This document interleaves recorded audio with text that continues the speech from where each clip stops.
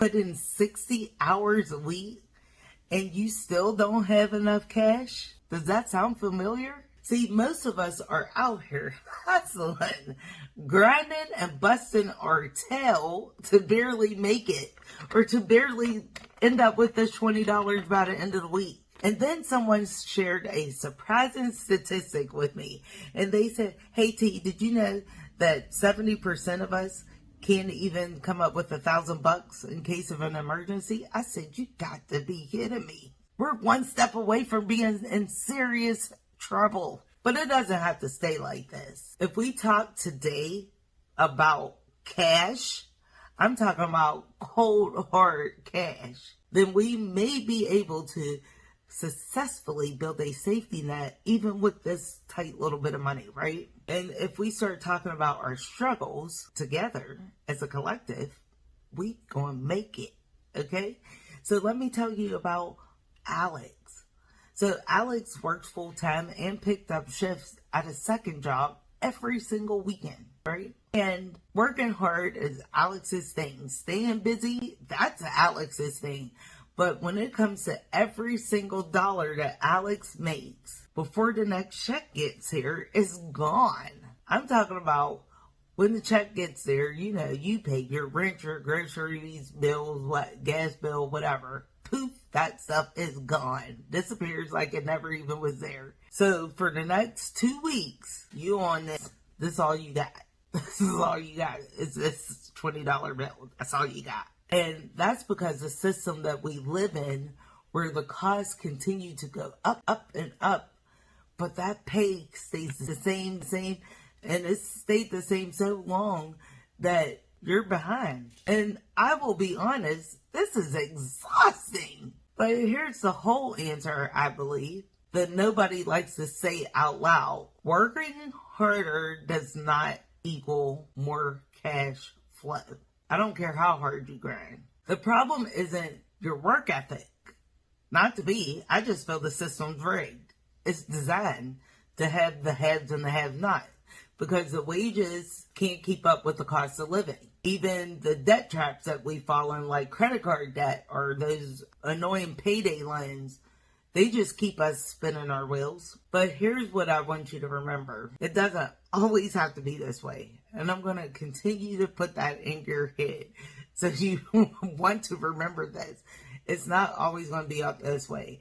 It's been this way for the last 40 years, but we're here to break the cycle, to make things work in our favor. And the moves don't have to be so huge. They just have to stay consistent. So let's talk about some steps that we can start today, okay? We're going to build cash resilience at whatever cost. Because at the end of the day, who's looking out for you but you? So are you tracking your spending? Because every time I look at my bank account, I say, where the heck did the money go? And if you do that as well, we need to account for every dollar. And I'm not talking about fancy apps. I'm talking about just grab you a notebook. See, I draw a square. You know what that square represents. I talked to you about it before. But anyway, that's that. But it's time for you to take control. And then, you know those subscriptions, we all have them. Maybe it's a Netflix subscription. Maybe it's a subscription to the local gym that you ain't seen in a year. Maybe you're running a Starbucks every day. Time to cancel all of that. Because you need to find cheaper habits. It might not seem like much, but that $20 can be added up very quickly. So we need to cancel some subscriptions, even if it's a small win. We'll take it. And I know that saving money seems like extremely impossible when you live paycheck to paycheck. As someone who's done that for 23 years. But you have to start saving something small, like maybe $5, and put it in an account that's not connected to your everyday checking account.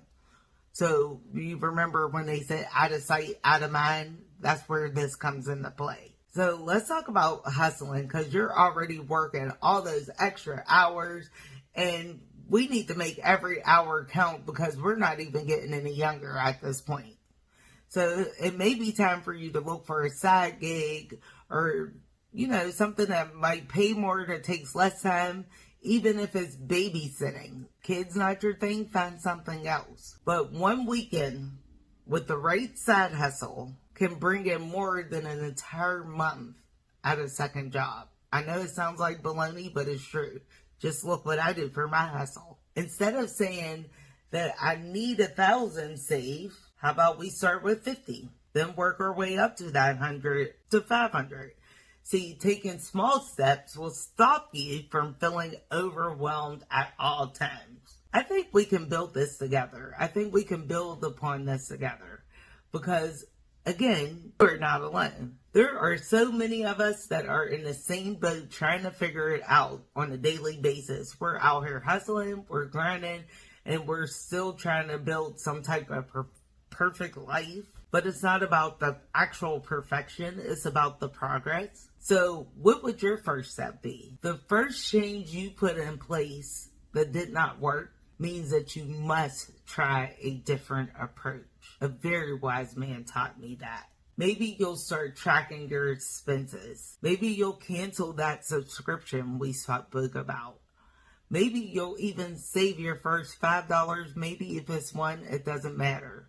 Whatever you plan on doing for the first step, drop it in the comments. We're going to make this a community effort to remember. So whose tea is it really? I believe that this is ours as a collective. Because together, we are going to figure this out one step at a time. I thank you for hanging out with me today. Don't forget to subscribe to Who's Tea TV for more real talk, especially when it comes to cash. Because, let's face it, we need it. Until next time.